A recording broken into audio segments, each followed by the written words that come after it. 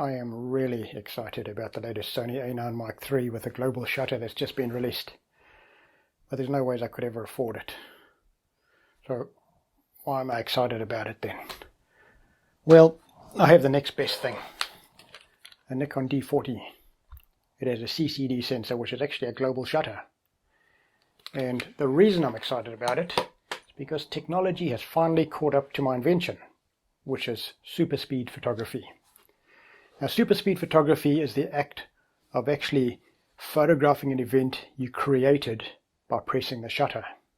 You've probably never heard of it before because I invented it about 12 years ago, but cameras didn't sort of keep their CCD sensors and I couldn't play around with global shutters anymore.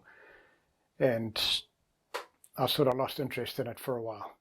But I recently, when the Sony came out, I thought I've got to get a D40 again and do some more of my experiments. So what I've done is I've got it connected to this old flash here. This old flash has 5 different power settings on it. I've got it bodged up with some little wires to trigger the flash. What I've done, I've got these 2 wires coming out of it. Now these 2 wires are in series with the capacitor and the flash tube. If I unplug them, the flash won't fire. If I plug them together, the flash works when I push the button. So why would I do that? This is for super speed photography. I can take this little solenoid here, unplug this, plug that in series, and when the flash fires, the solenoid clicks in and I can make it look like I've done something like shoot a bottle cap off someone's head or something silly like that I tried yesterday, and it worked pretty well.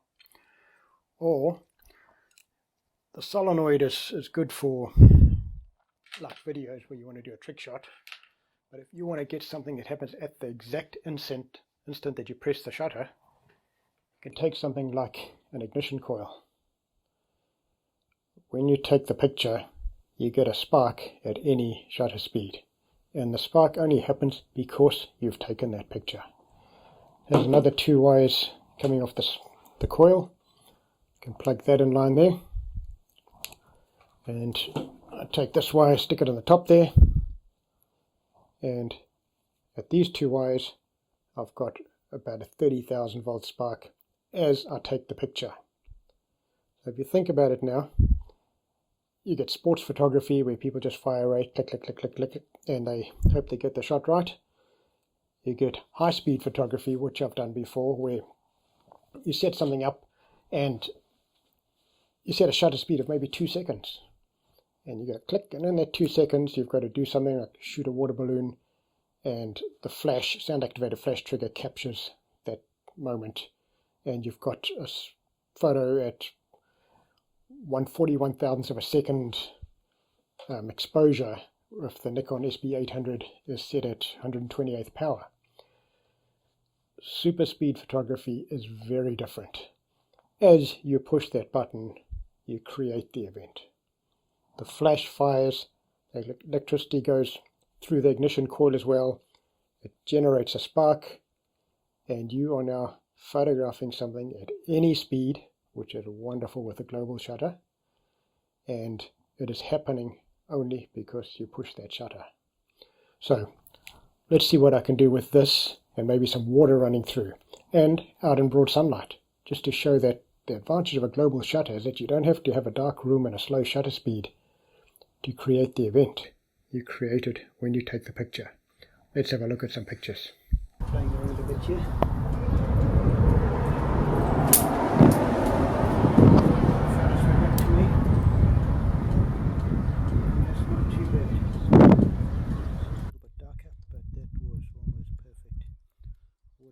Alright, so as I say, this is a pretty old camera. The Nikon D40 is 6 megapixels. I've taken the pictures with the kit lens because I like to show people you don't have to have expensive gear to do these things.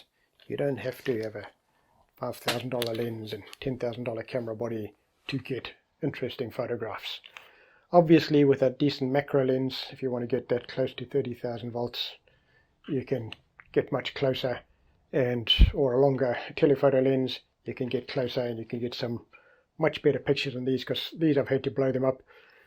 This body is limited to ISO 1600, so the pictures are going to be a bit grainy because I actually used high ISO outside to get 1/4000th of a second shutter speed. So let's have a look at what I got photographing those sparks. Picture number 29. This was when I was playing around inside in the bathroom just to see what I could get with a running tap.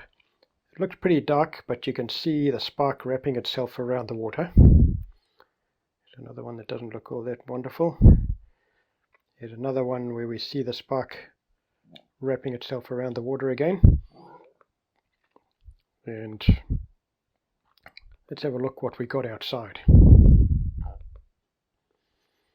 Right, so when we go outside, I took a few photos at 1/4000th of a second just to see what we're getting. It looks like the water's running, but when you actually take a photo at 1/4000th of a second, you can actually see the water drops hanging in the air, and they're quite spread apart.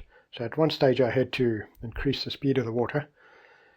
Let's see what we got when we got the spark firing. Right, the first one is a spark totally missed the water. At that stage I decided to crank the water up a bit, get it flowing a bit faster, and we start seeing these photos that we got with the water drops going through the spark, and at some stages the drops actually happen in the middle of the spark. Now this is a bit hit and miss, but with the right timing set up you could actually get them exactly where you want them when you take the picture. And you can see these now, unless you've looked at my photos before, these are photos you will never have seen in your life before, because this is a new invention.